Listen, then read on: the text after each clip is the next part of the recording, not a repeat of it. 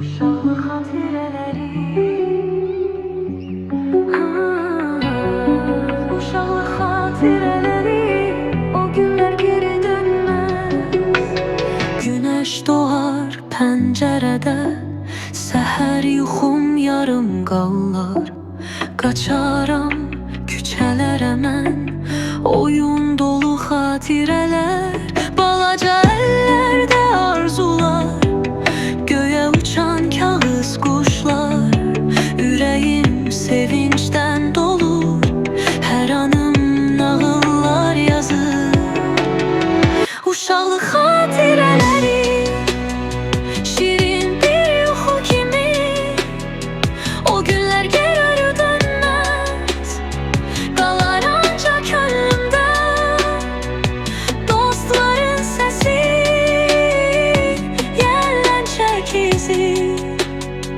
Xatirələr içində bir ulduz kimi.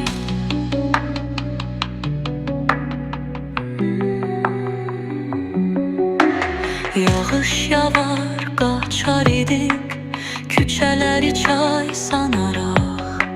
Palçıqdan yollar çəkərdik, ən gözəl xayal quraraq.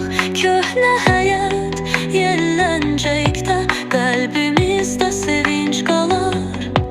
Uçan şarlar arzularla bizə o illərdən baxar.